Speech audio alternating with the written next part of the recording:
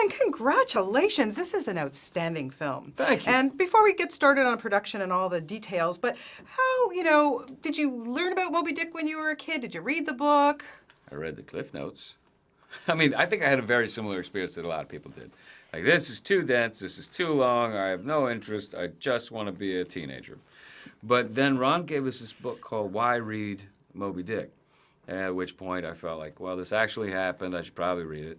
And I read it, and I'm glad I did, and a little disappointed that I didn't in high school, because that could have been a story that I carried with me through that whole time.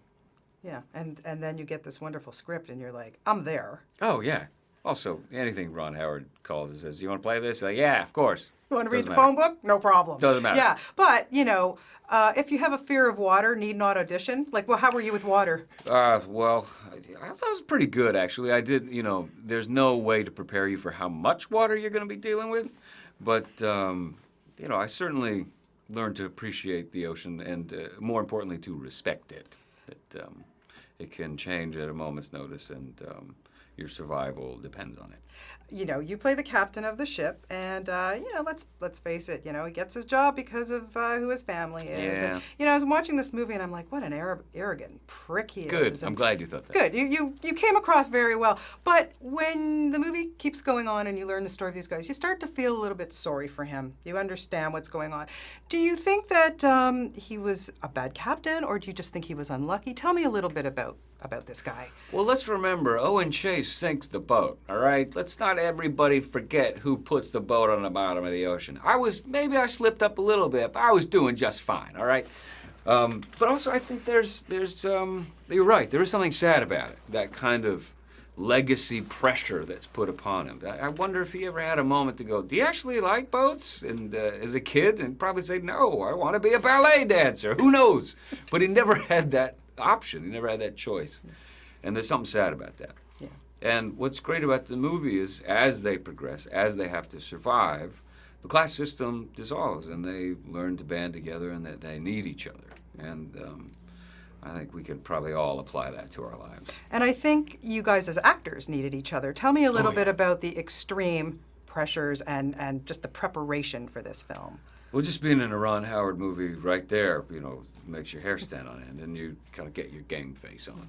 But also, it was excruciating. And the diet, the hours. But I don't know, there's a level of, I think, respect that needed to be maintained because these were real men that went through a real ordeal. And it might be a little disrespectful if in between takes we're sitting on the beach sipping a Mai Tai. You kind of need to be a little uncomfortable to do it properly. Yeah, 500 calories a day, on the water all the time. Testosterone crazy. Stinky, Yeah, tell me a little bit of the camaraderie, though, between all, because I would think you come out of this being a family after it's all over. Yeah, we would lay there in between takes and fantasize about food. Kind of like you'd fantasize, like you imagine them fantasizing about their wives back home. We were going, chocolate cake, and but it's every little thing that you can do to make it pleasant for each other. Yeah. I mean, as uncomfortable as we were, we laughed a lot, and as difficult as the diet was, we were competitive with it. We made it as fun as we possibly could, and. It was a great group of guys. Okay, so let's just talk about working opposite Chris Hemsworth. Sure. Did you get lost in his eyes at all? Come Streamy. on. Forgive the pun. The man's a dreamboat.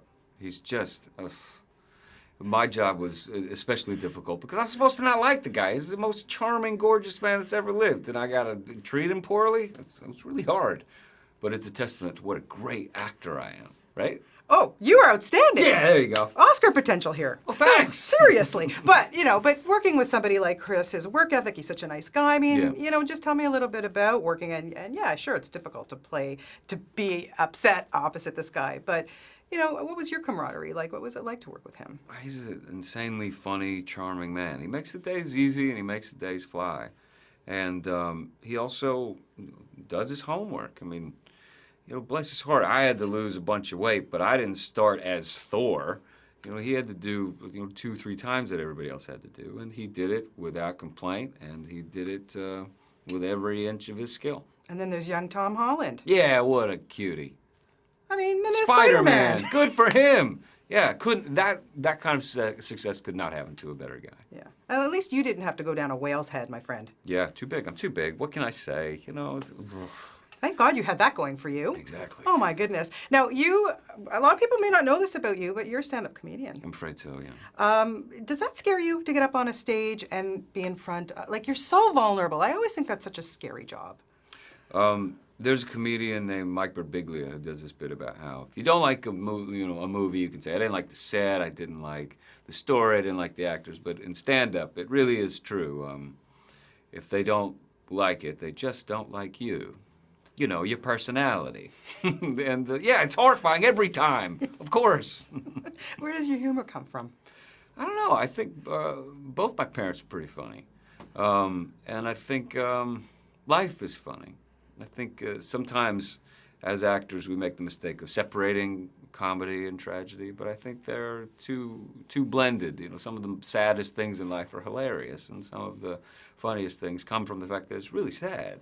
Yeah, for sure. So what are we going to see next? Like I say, you're so great in this. I can't wait to see you in more stuff. What do we got next coming? You can come see me in the new Nicholas Sparks movie, The Choice, you know, Kissing in the Rain, all that good stuff. And then I'm going back to Broadway. I'm doing American Psycho, the musical. Two very different projects. No way. Yeah. American Psycho, the musical. Killing people. Are you kidding me? I'm not kidding. That's, like, Christian Bale, like, is he going to do a little cameo on there? Or, I don't know. That's a good question. I'll call him up, see what he says. Christian, I bet he's busy right now, but maybe he'll work soon. I'm going to come back and see that. That will be fantastic. Come on. It is a pleasure to meet you. Like I say, very great job in this film, and best of luck.